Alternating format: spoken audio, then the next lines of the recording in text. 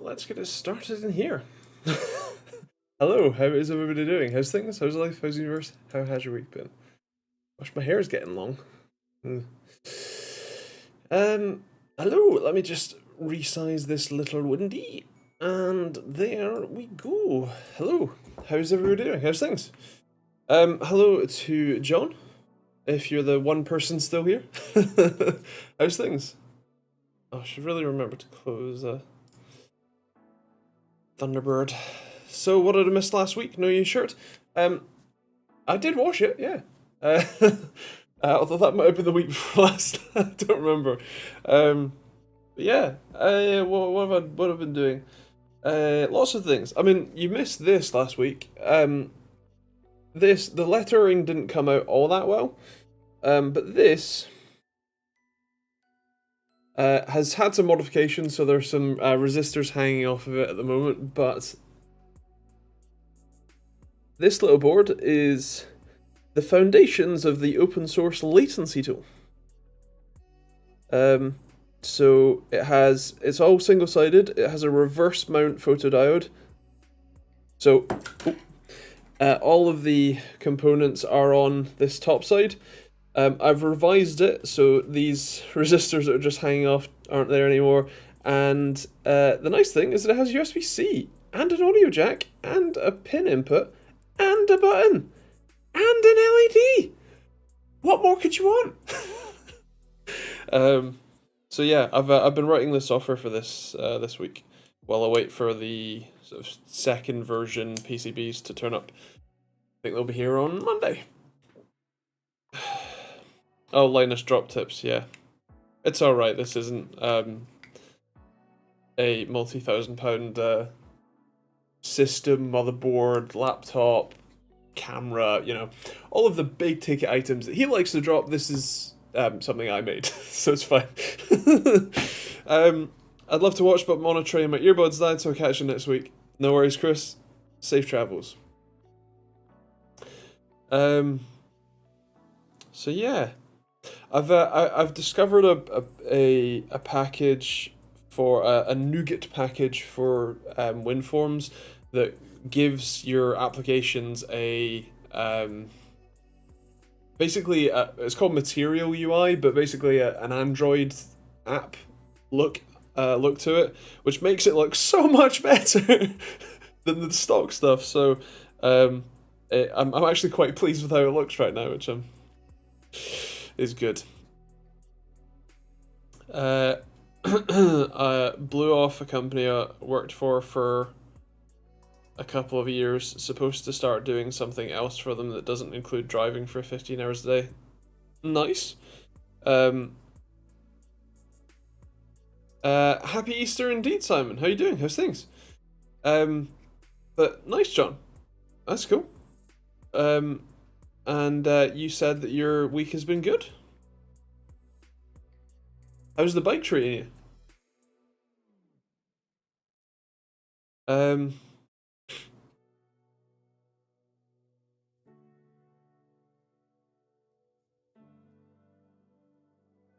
Passed all the checks and requirements, but they annoyed me, and I just did a Cartman and started working for a bloke that was trying to poach me for a couple of years. Best decision I've made in years. Nice. Good. Good. Know your worth.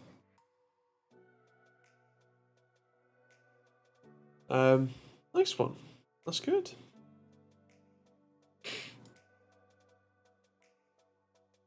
What was I gonna say? Oh, I don't know if you remember, I was talking about a video with Dan Bull, setting him up with a laptop, and ASUS were kind of umming and ahhing over whether it's going to be allowed. I finally got the go-ahead, so you see it on Monday. Finally! I think it's a really good video, I think you'll like it. I enjoyed making it, I enjoyed meeting Dan, and all of the troubleshooting in between. The bike's great as well. Things are actually looking up for a change. Also, you look more perky as well, mate. Glad to see it. I have an uncanny ability to be. I put on a good face. That's not to say that I'm not in and not like I'm not bad right now, which is good. But looks can be deceiving with me. Hello, Joe. How you doing, man? How's things? I'm glad that we saved your aunt like 600 quid. Yeah. Oh, that was the other thing. I'll probably talk about this a little bit more later, but I may or may not have caught a monitor manufacturer faking FreeSync support. I'm not gonna say anything in particular because I'm like generally speaking, accusing companies that are definitely worth a lot more than everything I ever own will ever be uh, of fraud is not the sort of thing you should probably do lightly. So I'm you know I'm getting concerned on that, but thanks to the open source response time tool, which is currently buried back here. What do I have? Oh no, that's fine. One of these bad boys. There's something that especially monitors with PWM backlights do is even on steady state, as in flat line, they often pulse just a little bit. So at the start of a new frame, they get a bit brighter, and then as the frame kind of comes to its end, as it were, it levels out. And that happens on this monitor. And they basically, you can see what the refresh rate time is. You can see when a new frame is being drawn because it pulses at regular intervals. And with a, say, 165 hertz monitor, that means that a new frame is being drawn every 6 milliseconds. And, well, in theory, adaptive sync should work in the way that it's described, which is the monitor does not refresh until there's a new frame made available from your graphics card up to a certain point. After a certain point, it duplicates the last frame just to make sure that it's all, you know, nice and smooth. But for, say, if it receives, say, a 60 hertz signal, or 60 hertz, 60 FPS, that's normally within the refresh rate window of 44, 48 to 144, 165 hertz, whatever. And when it runs at 60 hertz, you can see that sort of wave is much longer. It is every 16.67 milliseconds, which is what you expect. What you should see with adaptive sync enabled is if you are providing it, say, a 60 FPS game, well, it should be refreshing at 60 FPS or 60 hertz. This monitor wasn't. It was still refreshing at 165 hertz, which is bad. Speaking of monitors, that Pixio thing you did a review on, you didn't hold back. Well, I tried to be playful with it, but yes, I don't generally hold back anyway. They did email me and say, what was it? But, well, I don't really want to open Thunderbird because it will be loud, but they emailed me and said, thank you for the review. We understand that, you know, negative reviews are always difficult to receive, but we'll use the information you provided to improve our products in the future, which is a very good response, and I'm very happy to see that. I don't know that they like me very much, though.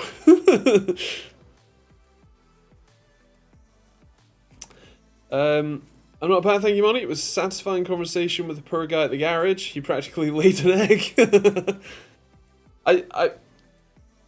I do struggle to believe that they just put a 7 instead of a 1 and didn't question it.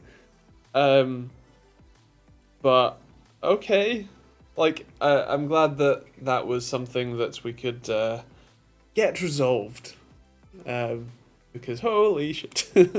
For anyone who wasn't in the Discord, last week Joe mentioned that his aunt went to a Nissan dealer to get her like basically brand new Nissan Juke serviced, like just oil changed, and she was charged £795 for that.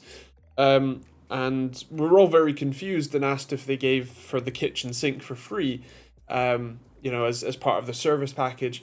The answer was no. We weren't very satisfied with that, and Joe went down to the dealership with the receipt in hand and said, "What's this?"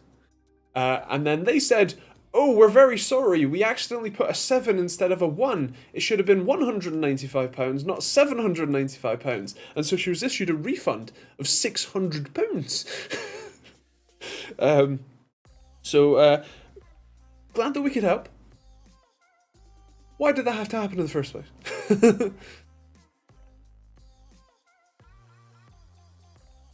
Yeah, that's... I don't know how accidentally that happens. Hello Ish, how you doing, man? How's things?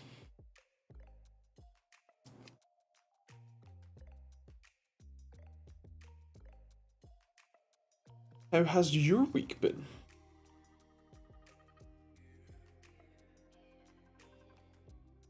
A certain company doesn't like my opinion of a certain 500Hz monitor. Is it ASUS?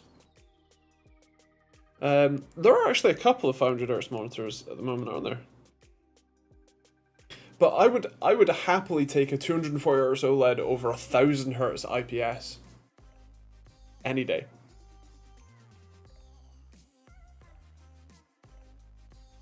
I'm totally not late, promise.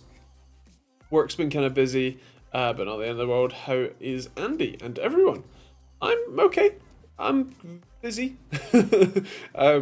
As I just mentioned, I may or may not have caught a monitor manufacturer faking adaptive sync support. So I'm dotting my I's and crossing my T's on that one before I say anything properly. Yeah. I've done a hardware revision of the latency tool. That will be the PCBs will arrive with me probably on Monday, I think. And so I'll build another one of these and then test that and make sure that everything's working. I've been writing the software for it. It's probably still a month or 2 or 5 away from being something that I could actually like start shipping to people, but with the amount of interest that I've had in latency testing as opposed to response time testing, it's absolutely incredible. Also, I didn't realize, but I've had NVIDIA LDAT for years at this point. And I didn't realize that the audio port that's on it, you can use it for like audio latency measurements as well.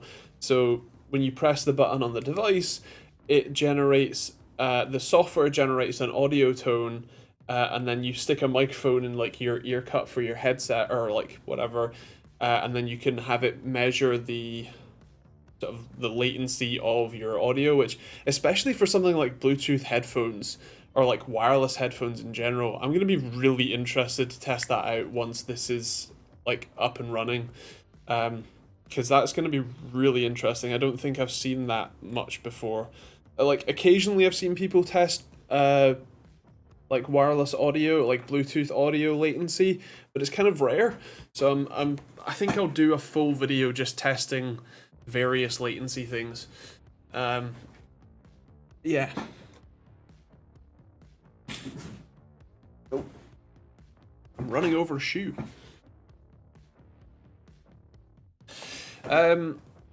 I want a 32-inch monitor in the OLED variety. That would be nice. That'd be nice as well.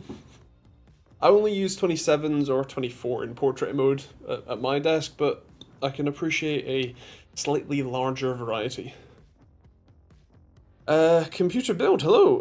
Is 4th gen Echo Dot or 5th gen Echo Dot, which is better? So that sort of brand of technology is not something that I personally would allow in my house. So I'm afraid that I couldn't tell you. My only assumption would be that the newer version is likely to potentially have either a different hardware revision, so like potentially better processing or better what do you call it? Things like audio, like speaker output. If you are planning on buying one, I don't know what the price difference is between the two, but I would have to take an educated stab that it is, what do you call it?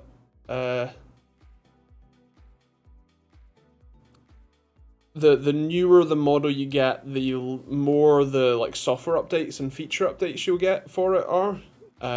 So that might be something to consider, but I can't say for sure. I don't think I've ever used one, and they'll never enter my house, so no.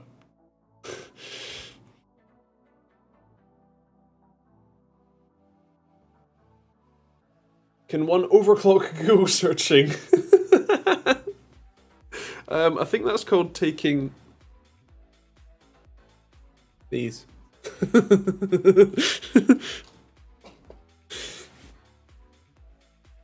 My old monitor is 32-inch Toshiba TV. The picture's okay, text is tad fuzzy. It'll do until I can get something better. Understandable, use what you got.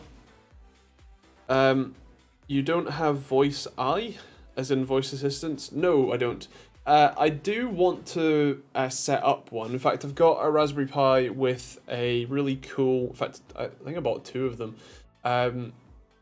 little like microphone packs, like not on Arduino Shield, Pi Hat, with basically you can have it stick around, you know, stick it somewhere, and then it will act as a receiver for, I can't remember which of the self-hosted voice assistants I was thinking about using. I know Almond is one. Basically, I wanted to integrate with Home Assistant, so I can say, you know, key phrase, you know, Jenkins, whatever, go turn off the lights or turn on the lights or turn the heating up, turn the heating down, whatever. But it's not something that I am that bothered by at the moment, so it's not something that I've bothered doing yet. I heard the 5th gen speaker is better. Echo 5th gen has better hardware for better eavesdropping. Nice. What monitor do I have? Because I've reviewed a lot of them. Those two things aren't necessarily mutually entangled. I have what has been left with me, not necessarily what the best stuff is. For example, the Aorus, it's not the, FI27Q-P is my main monitor, but one of the LEDs in the bottom is dying, so one of the corners of my display is darker than the rest. And then I have a ViewSonic XG 270QG and a really old AOC G2460 PQU, the non-FreeSync one, as a portrait monitor, which is stupid because it's a TN monitor, but it's what I have and I kind of like it. But these monitors are not necessarily the ones that I would recommend you use or buy. They're not necessarily the best value, the best quality, the best response time, the best latency, etc. And it really depends on your budget. Have you got much experience with Pi boards? I've got a Pi 3B Plus board with a camera. Originally going to use it for 3D printing recording, but not sure what else to do with it. Looking for project ideas. Yes, in fact, actually, hold on.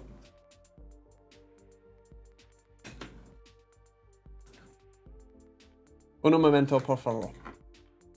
Oh, where is it? I can feel it.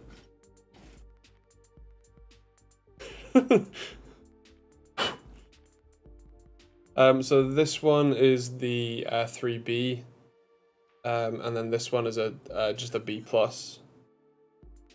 So this one has Wi-Fi, this one doesn't, and this one is considerably faster than this one. Yeah. So yes, what do you use them for? Well, there are a great many things. The nice thing about Raspberry Pis is that, and unlike, I've got them all here, something like this, which is an ESP32, an Adafruit version in particular.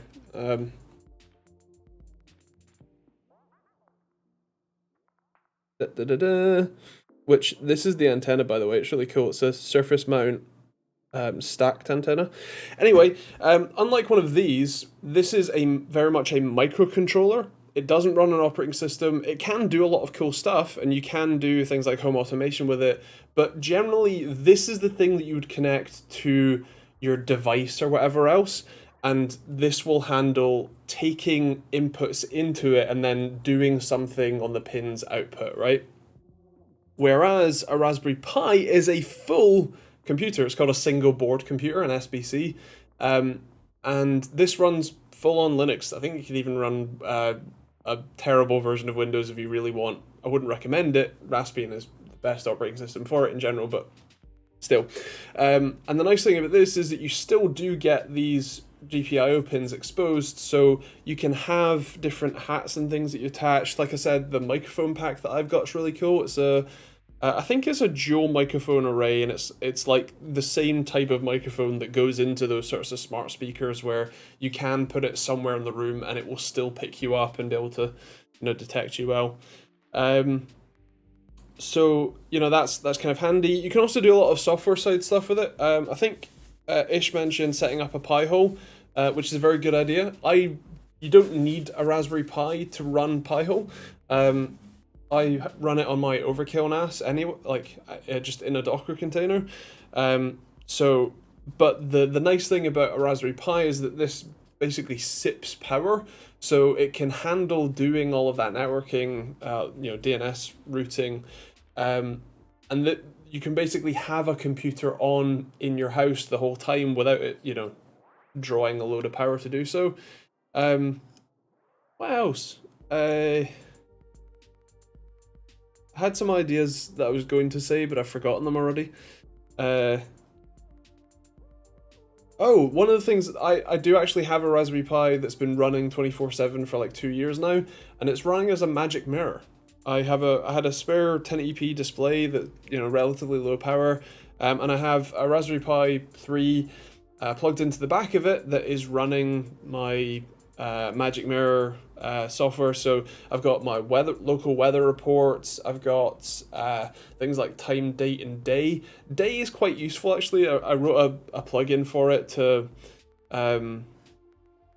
make it a lot larger so that we can see it a bit easier, because especially when working from home, you do kind of lose track of what day it is. And what else have we got? Internal temperature. You can do things like Home Assistant integration. That's the other thing. You can run Home Assistant from this. You don't need anything else. So you could run Home Assistant and a Magic Mirror and a Pi-hole if you really wanted to. Because all of those things generally don't take that much power to do so. But yeah. What are the main points of a Pi-hole? So it is a DNS middleman, so domain name solver. Basically, when your computer or your phone, whatever, goes to contact a website, it obviously needs to know where to go for that website. So it has to ask a domain name server domain name service. Thank you. And so your phone, whatever, will go and ask your local router. If your local router doesn't know, so say you want to go to Google, right? Your phone will ask, hey, where does google.co.uk actually go to? What address do I actually go to for that? If your router hasn't got that record saved in it, which for frequently used sites like Google you probably do, but pretending it doesn't, it then goes up to your ISP, normally your internet service provider, who then, might be able to return the results. And failing that, it goes through a long chain to get the final actual IP address to go and talk to Google. The Pi-hole acts as a middleman to that, where your phone will ask your router. Your router will say, "Hey, go ask the Pi-hole." The Pi-hole will then go, "Is this in my list of domains that I should block access to?" If yes, return not found. If no, pass it through to ideally a more secure DNS provider like Cloudflare or even Google themselves, rather than your ISP, because your ISP is selling all that data to everybody. They know what sites you're going to because they know what DNS records you have. The nice thing is that it makes it a bit easier to get that sort of privacy aspect, and also it means that when an ad or a tracker tries to go and look up where it needs to go to phone home, it can't do that anymore. And so when you go to mobile apps and all that sort of stuff, especially, and you go to you go to a website, it just doesn't load the ads anymore because, well, they're all blocked. For custom stuff and whatnot, it can, it doesn't necessarily block every ad, and an ad blocker on your browser is normally more effective, but the DNS blocking works for devices where you can't use an ad blocker, like mobile phones generally, and it's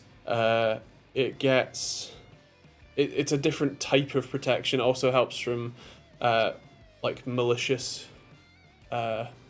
domains and stuff as well. So yeah, highly recommended.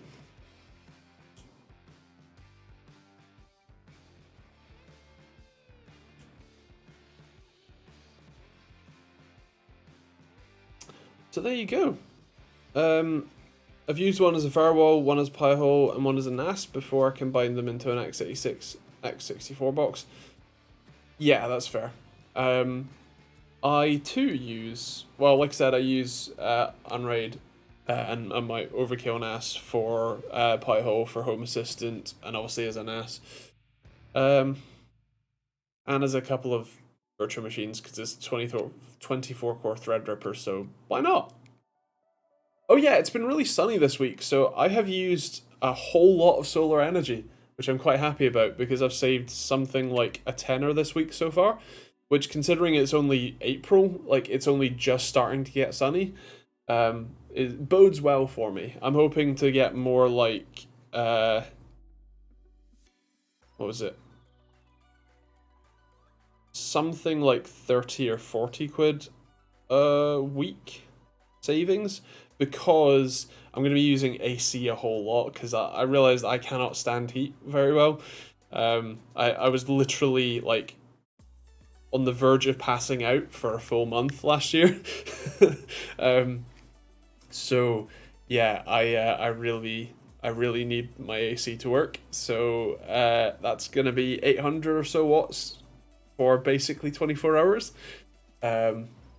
So you times 800 watts by 24 hours and by the 32 pence per kilowatt hour that I would normally pay, and that is about £550 over about 90 days. So not bad. So the mirror code is also either a Docker container or it's just a script that you run. The Magic Mirror itself is just basically a web browser that loads JavaScript. One, it's quite easy to write plugins for. I've done it, and it's also full of different modules already. People have already written a load of stuff for it. And it's also, if you want to run Home Assistant in the background or you want to run the Pi-hole in the background, that is all perfectly possible.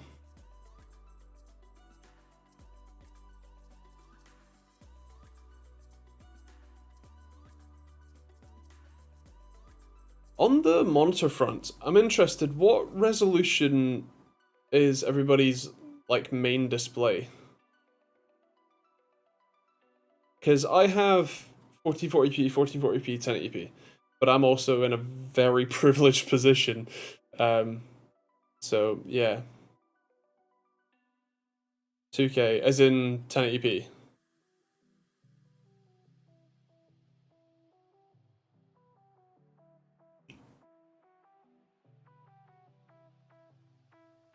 Mine's 1080p, although it looks garbage on this TV.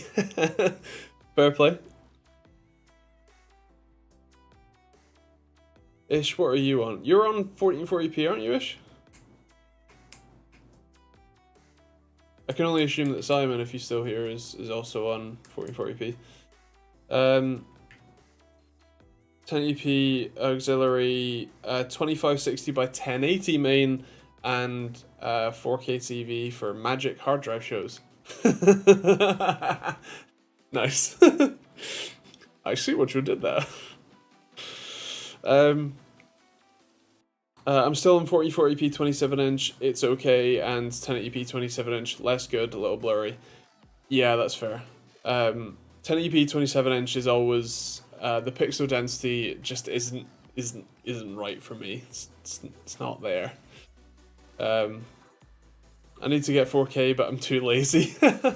Well, 4K like for desktop monitors is not something like I have at least one or possibly two 4K monitors here, not including that one, and I could probably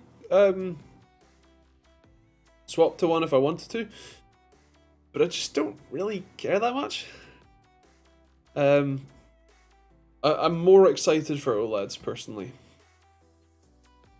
4K TV, 4K, and 1440p monitors. Nice. Can you tell me the most common fake advertisement monitor companies use? I mean, my gut reaction is 1 millisecond response time. Especially because the 1 millisecond part of that is normally the moving picture response time, aka the backlight strobing mode, not the like gray to gray pixel response time. And even when they do say that it's a 1 or even a 4 millisecond gray to gray pixel response time, it's normally still a lie. Trust me, I know. I check now.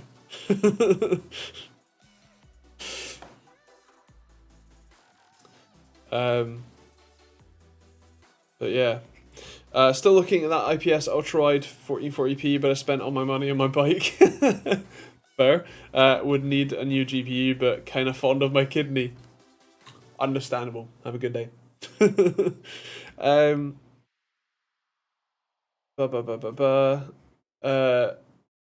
I'm still running my 980 non-TI in my non-gaming machine, so not sure if 4K would shoot myself in the foot. I only like game on this machine, Minecraft Factorio style light, or it might encourage me to upgrade my lesser GPU. My main machine has a 6900 XT, which is not really stressed at 1440p. Interesting. Interesting combination, but fair. Oh, your Windows machine has a 980 and the Linux machine has the 6900 XT, right? Nice. And AJSX deleted message was also see 2K 165 Hz 1 millisecond monitor, very cheap price on AliExpress. Yes. The thing is, so a lot of monitors share the same panel. You'd be surprised how many different varieties or models and manufacturers that are all actually the same panel underneath. But a lot of the work that goes into a monitor is in the tuning stages. It's in the having not just tools like this, but like actual £10,000 oscilloscopes and photodiodes, or I can't remember what the word is. Light sensors that will give you incredible accuracy in things like the response times, to be able to then tune the lookup tables for the overdrive modes. But yeah, can you tell if we're buying these kind of monitors, what are the disadvantages? I've already explained them that, no worries. Yeah, so the biggest thing I would probably say is that you're going to get a considerably less refined experience. The menu is normally a pain in the ass to navigate. Even stupid little things like if you want to switch between inputs, so let's say you have a console and a PC hooked up to the monitor, one's DisplayPort, one's HDMI, right? And you were last using the monitor with your PC, but now you want to use it with your console.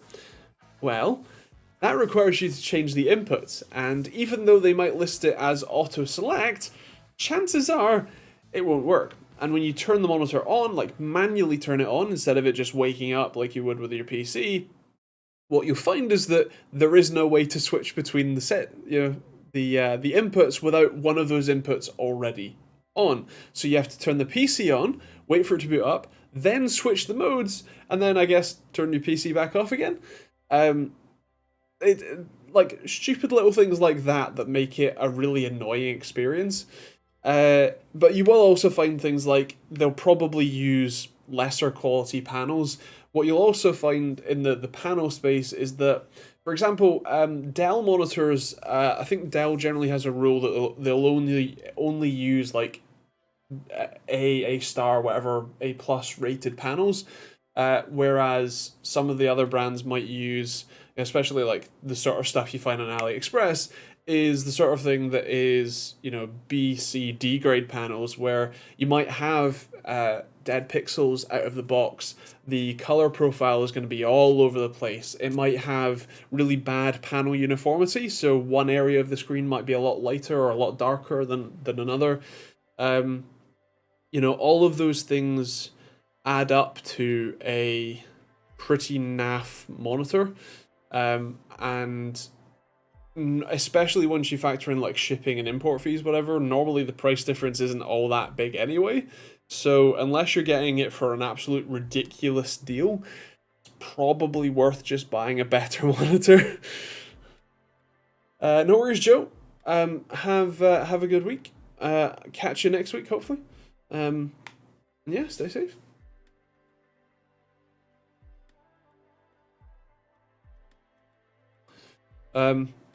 But yeah, there's basically all of the refinement that you get from a more premium brand will be missing from a AliExpress job. There is actually a monitor, there's a brand that I've just noticed have started selling on Amazon in the UK. I can't remember what they're called, it's a ridiculous no-name, like Kodama or something. But they're selling a 1440p, I think IPS 165 Hz monitor for something like 160 quid or something stupid. I was tempted to buy it just to review it. That's what the Patreon's for, right?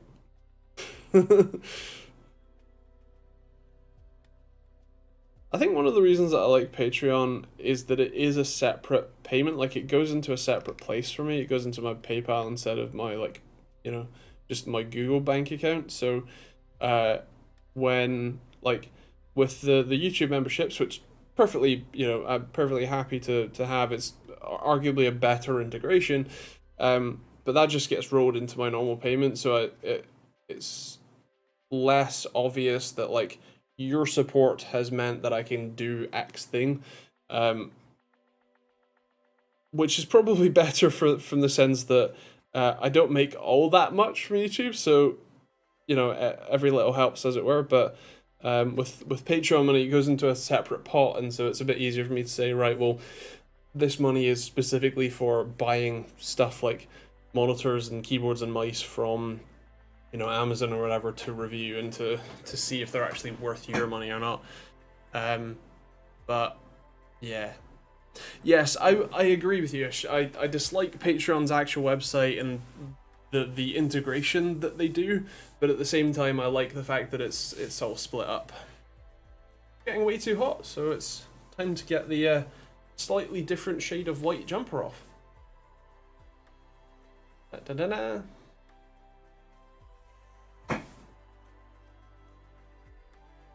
I've grown. Off-white, yes.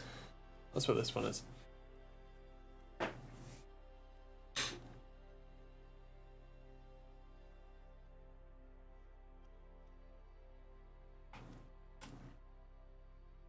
Although what's interesting with the YouTube memberships is that up until the last couple months, the only way that YouTube members have been able to access the like members only videos and stuff has been through the community tab, where you have to post a members only post. Only just like a couple months ago has there been a membership tab where like the members only videos and stuff actually get like displayed nicely.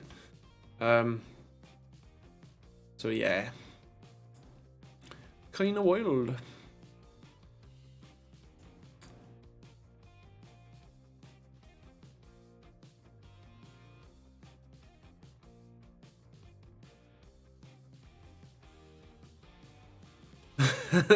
The community stuff exists. Oh, good for them. Are they trying?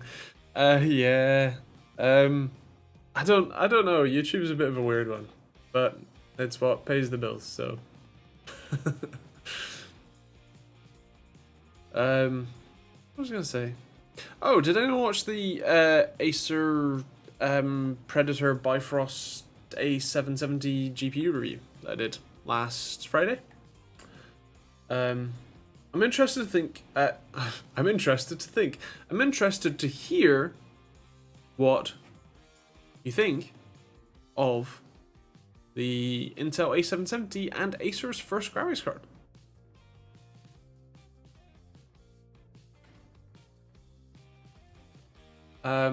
Where's the members only videos on Discord? That's like the way that the members only stuff works on YouTube. You have to post it. It's a new category of video. Thank you very much, Ish. It's a new category of like upload type. So there's private, unlisted, public, and then members only. And so when it becomes members only, you have to be a YouTube member to be able to watch that video. And I would upload the video, I guess, technically thrice. You know, the public video, the sponsor-free, you know, members-only video, and then a like YouTube, a Patreon, Discord version. But YouTube does not let you upload the exact same video more than once. So for the sponsor-free and the sponsored versions, those are fine because they are different video files. But I would have to re-render the Patreon Discord version with something different in it to be able to upload the same video 3 times. And also, I'm already one-man banding this whole thing, so yeah, I don't really want to upload it the same video 3 times. So yeah, sorry. Brian, maybe not a tech question, but looking at a new chair for both office and gaming, you seem to have one from Noble Chairs. Would you buy again? So to clarify, first of all of the chairs that I sit in all of my videos now are review samples. They are chairs that I did not pay my own money for, and I do have quite a few Noble chairs. I think I've had 4 or 5 over the years. I've delegated ownership of some of them, but yeah, I think I've had one of every line from Noble Chairs, and I'm very much happy with them for sure. I really like the fabric versions, so this is the Hero TX. The one that you can just see there is the Legend TX, the slightly newer one. The Hero fits me quite nice. I'm relatively broad-shouldered and very wide-hipped, and so I fit in this one nicely. The Icon, which is upstairs now, is a little bit slimmer. I still fit in it mostly, but I prefer the wider ones. I also have the Hero faux leather. Personally, I like the fabric version because faux leather or leather just, it's always the wrong feeling to it. It's always the wrong like temperature. When you want it to be warm, you know, when it's cold out, it's cold, and when you want it to be cold, because it's warm out, it's warm and sticky. Whereas fabric is normally a lot more compliant for me, so I prefer that one. But comfort-wise, these work pretty well. They actually do have the proper like office accreditations, which is something that not all gaming chair brands offer. And these ones have adjustable lumbar support, which you can't see. And I've worked out the other day that I'd have to roll very far back for you to see it. But there's a lumbar, there's a clicky dial that you should hear that moves the lumbar support that's built into the chair in and out. It's not just a lumbar pillow, although they do include that as well. So yeah, on the gaming chair brand front, I do genuinely like them, and would genuinely recommend them.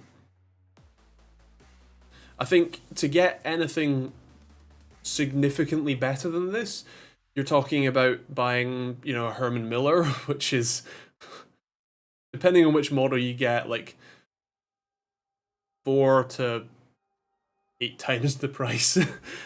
Which, if you have that kind of money, fair enough. Arguably better chairs, but yeah. Thank you very much. Happy to help.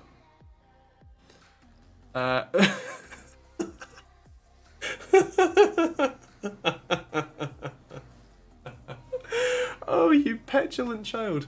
Yo, is the Steam Deck fan loud? No, not really. I think the earlier models of the Steam Deck had a slightly louder, slightly, not necessarily broken, but a slightly louder fan. I think the later models, like the one that I got, appear to have a bit of a more refined fan. It's noticeable when you're gaming, for sure, depending on what game you're playing, what sort of settings you're running at, and if you're doing the 40 FPS, 40 hertz trick. If you are, fan generally doesn't spin up that much. If you're playing sort of full bore 60 FPS, whatever, or especially on an external display, yeah, you can notice it sometimes. But yeah, as a general rule, I would say no, it's fine. It's not something that I'm bothered by. Also, thank you again, Brian. So yeah.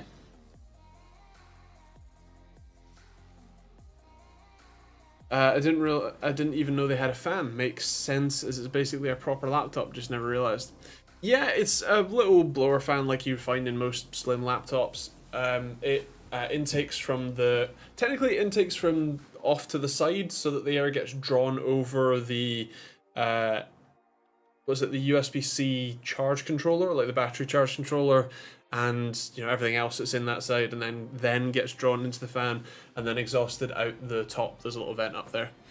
The deck can get hot, and there are plenty of people who do things like install third-party cases that have like heat pads, heat plates, whatever, to help sort of exhaust that heat away. I know Linus did the rather weird like cut a hole in the back of it and then stick the biggest M.2 SSD heatsink they could find on it or whatever. But yeah, it can get warm, it can get hot, and in the most demanding games it can get a bit noisy, but it's no less noisy, or it's no more noisy than any gaming laptop ever, so I'm not that bothered by it. And for things like emulated games where they're not that intensive, fine. Doesn't turn on.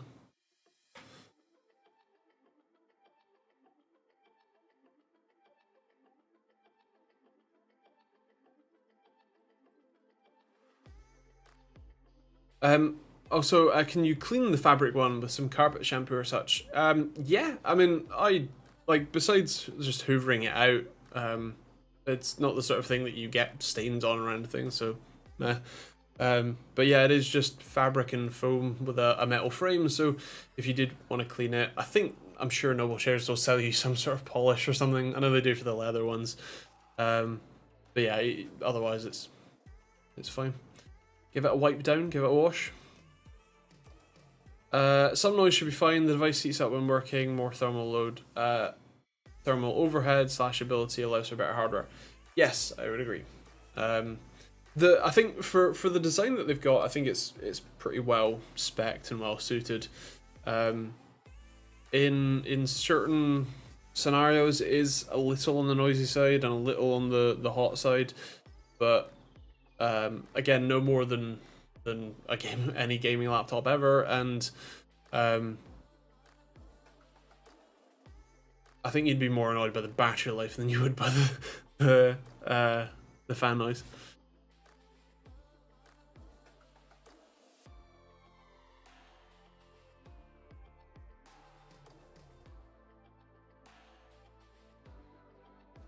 Putting my Raspberry Pis back and my ESP32. There we go. Yeah.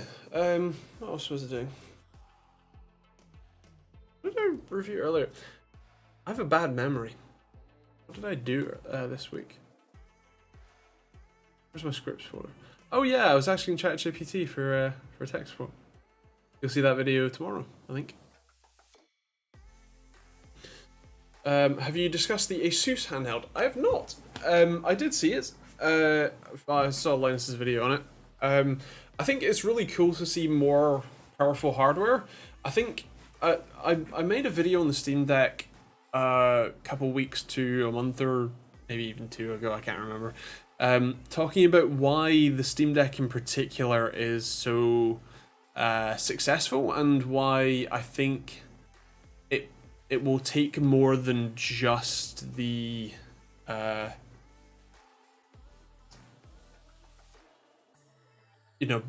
faster hardware to convince people to get anything else.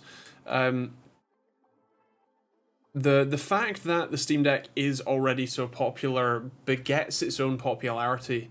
In the same way that if you're gonna buy a race car, you go and buy a Mazda MX-5 because that's what everybody else did, and so there's already a load of support. There's a load of mods. There's a load of work that is being done to make that experience better, to sell you extra stuff for it. And so for something like the Asus one, while it is really cool to see more hardware and arguably competition in the space, which is always good, it is I would argue potentially fighting an uphill battle against the Steam Deck in the sense that the Steam Deck is both already established but also has a very big community around it, whereas I don't think that the Asus one will have quite as much hype, as much of that community, and arguably is likely to be more expensive too.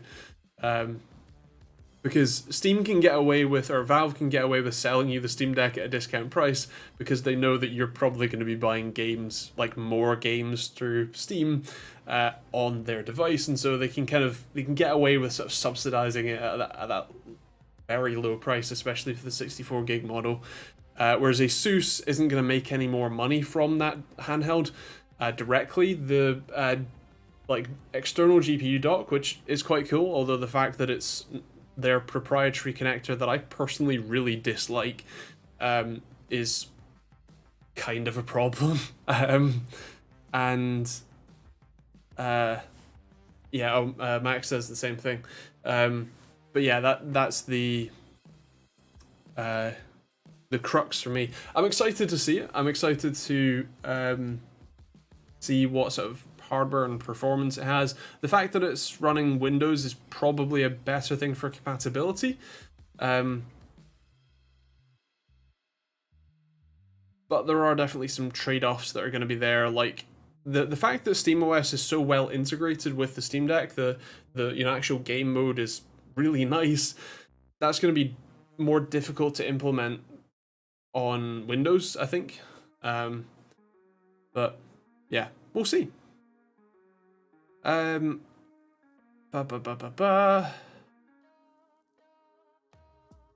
other brands of chairs that would be in the similar range as the Noble chairs you might recommend? Noble chairs is the only one that I've reviewed in the last 8 8 years. I did have a DX Racer before that, which I wouldn't personally recommend. There are, I think, so people like, it's either Secret Labs or Vertigear. One of those two also have things like office accreditations and whatnot. But unfortunately, that's one thing that I don't have much experience in. So, I don't have much experience with other brands. And the problem with reviewing chairs is that I don't have the space to take any more chairs. Every time Steve, who's been a friend for longer than he works at Noble Chairs, says, "Do you want another chair?" I'm like, I don't have space for one. I'll see if I can find a friend that I can throw another one at. So it's difficult for me to review more of them, different brands and whatnot, just because of that space constraint. I'm a one-man band here, so I there's only so many chairs I can have in my literal home before it's weird. Use them as dinner chairs. If I had a dining room or even a dining table, that might be funny, but I don't because this is the living room of this house, and as you can tell, it's not really a living room, it's an office, and what should be the dining room is the living room.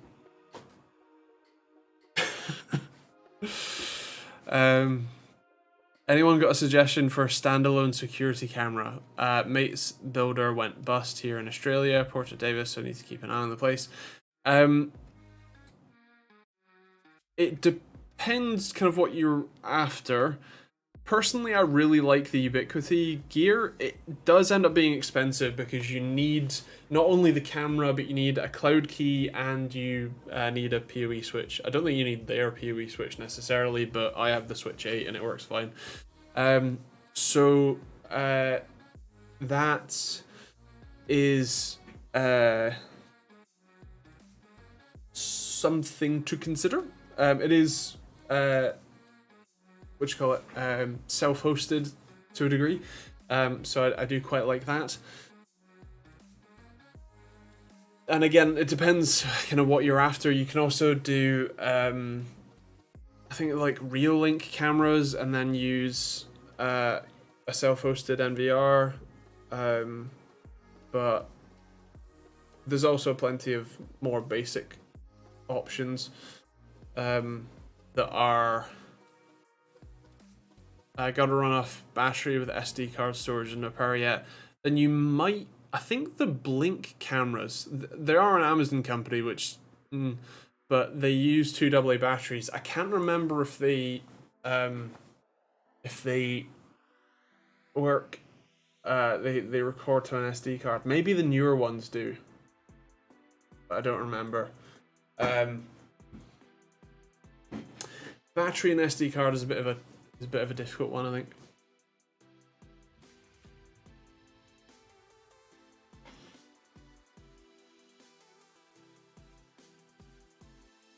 Netgear Arlo Go camera. Do they have SD cards? SD card slots. It's been like 5 or 6 years since I reviewed the original Arlo cameras, so I've not really kept up with it.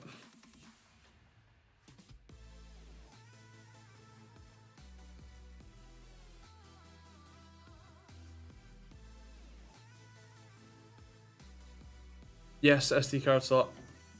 Interesting. Cool. I've seen a Swan camera for $200, but the battery life is iffy. Yeah, that's the other thing. Like, with the ones that do a little bit of motion detection and stuff before they record stuff, that's good. That helps battery life quite a lot. But yeah. With that said, that is our usual hour, so I'm going to leave it there. But thank you very much for watching. These are every Thursday night at 8 PM UK time, so if you want to pop back next week, feel free. And yeah, I hope you have a good week. Hope you stay safe. Hope you have fun in your week. And I will catch you hopefully next week, and obviously tomorrow for a video, Monday for a video, and all that jazz. So yeah, have a good week, stay safe, and I'll catch you later. Bye guys.